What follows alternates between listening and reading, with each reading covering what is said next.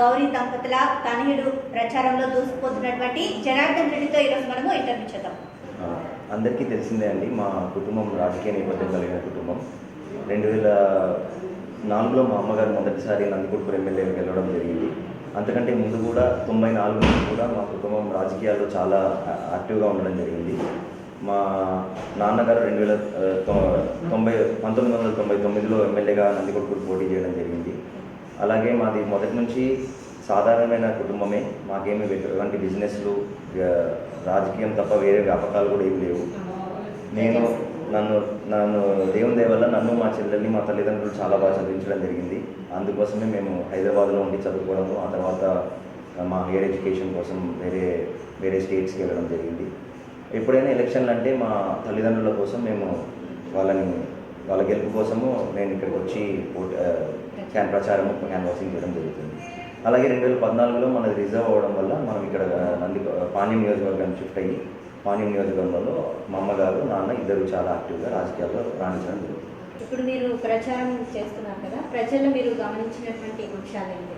ప్రజలు ఏ విధంగా ఉన్నారు అంటే వారి కష్టాలు, ప్రస్తుత గవర్నమెంట్లో వారు ఫేస్ చేసినటువంటి ఇబ్బందులు? నేను చెప్పాలంటే యాక్చువల్లీ ఇప్పుడు ఈ 5 ఏళ్ళు అందరూ ఒక ఛాన్స్ అని జగన్మోహన్ రెడ్డి గారిని గెలిపించడం జరిగింది. చాలామంది, ఒక కమ్యూనిటీ కాదు, ఒక ఏజ్ గ్రూప్ అని కాదు, అందరూ కూడా ఒక ఏకపక్షంగా ఓట్లు వేశారు. అది చాలా గోల్డెన్ ఆపర్చునిటీ యాక్చువల్గా, ప్రతిసారి రాదంతా. అలాంటి దాన్ని వాళ్ళు కళ్ళు నెత్తికెక్కినట్టుగా పాలించి ప్రజలని మర్చిపోయి ఏమీ మాకు అవసరం లేదు, మేము ఇంట్లో కూర్చొని బటన్ నొక్కుతున్నాము, వాళ్ళందరూ సుఖంగా ఉన్నారు అంటున్నారు. కానీ మేము ఇక్కడికి వచ్చి ఆల్మోస్ట్ నెల నుంచి పొద్దున సాయంత్రం మేము రోజు 4 గంటలు తిరగడం జరుగుతుంది. ప్రతి దగ్గర జనాలకు కావాల్సింది వాళ్ళు ఇచ్చే ఆ డబ్బు కాదండి. వాళ్ళు అడిగేదంతా మా ఊళ్ళో మాకు ఇక్కడ మా డ్రైన్లు లేవు, మా ఇంట్లో కష్టం ఉంది, మేము ఎవరి దగ్గర చెప్పుకోవాలి అనే వాళ్ళకు ఒక నాయకులు ఎవరు ప్రోత్సహించలేదు. కార్యకర్తలందరూ కూడా ఎంతసేపు ఉన్నా డబ్బులు సంపాదించుకున్నామా, మాకు ఈరోజు మా ఎమ్మెల్యే మమ్మల్ని ఏమన్నాడు, మేము ఎక్కడెక్కడ మేము డబ్బులు సంపాదించుకునే మార్గాలు ఎన్నుకున్నామా అనే తప్ప ప్రజాసేవ చేయాలనే నాయకులు ఎవరు లేరు.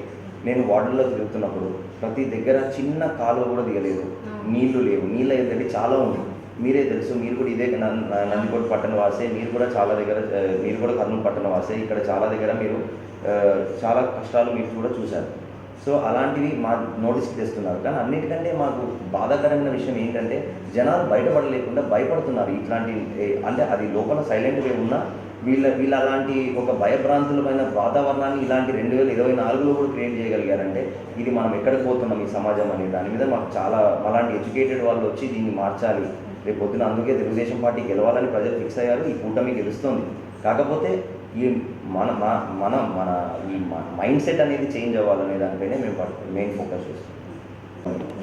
నిరుద్యోగ వృత్తి ఇవ్వడం జరిగింది. కాకపోతే దాన్ని ప్రజలు ఒకసారి జగన్మోహన్ రెడ్డి వస్తే ఇంకా మంచి చేస్తాడేమో అనే అపోహతోని యువత అంతా అక్కడికి ఓటు వేయడం జరిగింది.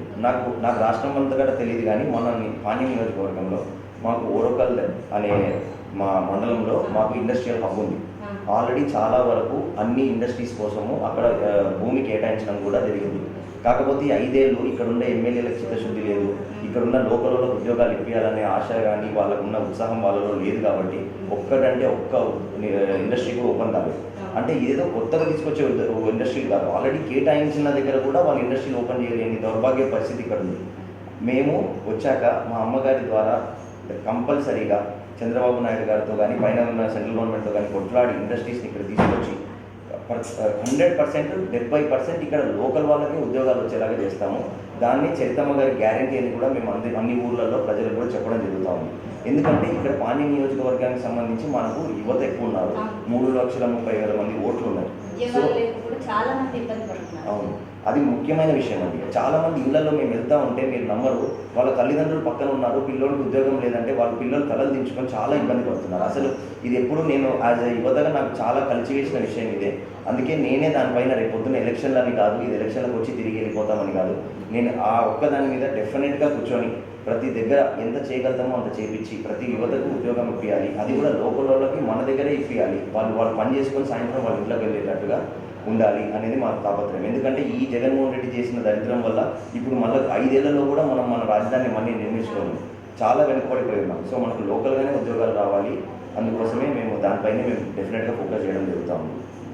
మహిళల కోసం టీడీపీ ప్రవేశపెట్టిన మేనిఫెస్టో గురించి మీరు ఏం చెప్తారు? మహిళలకి యాక్చువల్లీ చాలా పెద్ద పీట వేసిందనే చెప్పాలండి తెలుగుదేశం పార్టీ. ఇంతవరకు ఏ ఒక్క ప్రభుత్వం కూడా ఇంత ఫుల్ ఫ్లెడ్జ్గా మహిళల కోసమే ఒక మేనిఫెస్టో అనేది తయారు చేయలేదు. చంద్రబాబు నాయుడు గారు చాలా దురదృష్టితో ఆలోచించి ఈసారి ప్రతి మహిళ ఇళ్లలో వాళ్ళు చేసే కష్టం ఎవరికి కనపడదు. అందరూ ఏమనుకుంటారంటే నేను ఇంతసేపు వెళ్ళి ఆఫీస్కి వెళ్ళి వచ్చాను, ఇంత కష్టపడ్డాను, నేను ఇంత అమలు పని చేశాను అని అనుకుంటారు. కానీ మహిళలు చేసే పని వాళ్ళకు ఉంటుంది, కానీ దానికి ఎవరు డబ్బు కూడా ఇవ్వరు. అందుకోసమే వాళ్ళకు ఒక చేదోడుగా ఉండాలి అని. ఇది ఒకటే కాదు, అంటే అందరూ ఒక అపోహ వచ్చింది, ప్రతి మహిళకి 1500 రూపాయలు ఇస్తారు లేకపోతే అట్లా అని. అది కాదండి. ఇక్కడ దాని ఇంటెన్షన్ ఏంటంటే మీరు దాన్ని వెనక నుంచి చూసుకున్నట్టయితే ఇక్కడ ఉద్దేశం ఏంటంటే వాళ్ళు పడే కష్టం వాళ్ళు వేరే మహిళలకు కూడా చాలా వరకు సెల్ఫ్ ఎంప్లాయ్మెంట్ స్కీమ్స్ కూడా తెలుగుదేశం పార్టీ సెంట్రల్ గవర్నమెంట్తో పాటు కలిసి చేపిస్తాయి. ఈ ప్రభుత్వం అలసత్వం వల్ల ముద్రా యోజన కానీ వేరేవి కూడా చేయలేదు. సో మేము తిరిగేటప్పుడు కూడా ప్రతి దగ్గర చెప్తున్నాం, చిరు వ్యాపారులకు కానీ ఆఫీసులలో ఉండే వాళ్ళకి కానీ చిన్న పనులు చేసే మహిళలు ఈ స్ట్రీట్ వెండర్స్ కానీ వాళ్ళందరికీ కూడా మేము చెప్తున్నాం ఏంటంటే మనకు మళ్ళీ లోన్స్ వస్తాయమ్మా మీరు చేయండి. అది కాకుండా మనకు సపరేట్గా టీడీపీ మేనిఫెస్టో నుంచి వచ్చింది ఏంటంటే మనకు 1500 రూపాయలు ప్రతి 18 ఏళ్ళు దాటిన ప్రతి మహిళకు ఇవ్వడం జరుగుతూ ఉంది. ప్రతి మహిళకు ఇంట్లో ఉన్న ప్రతి మహిళకు వాళ్ళ ఆర్థిక స్థితిగతులను బట్టి కంపల్సరీగా వాళ్ళకు 1500 రూపాయలు నెల వస్తాయి. ఇప్పుడు ఒక లెవెల్ దాటిపోయిన వాళ్ళకైతే ఉండదు డెఫినెట్గా, అంటే వాళ్ళ ఇంట్లో గవర్నమెంట్ ఉద్యోగస్తులు ఉన్నారో లేకపోతే. కానీ కానీ ఇప్పుడు ఉన్నట్లాగా ఎవరు పడితే వాళ్ళని డివిజన్స్ అయితే చేయరు.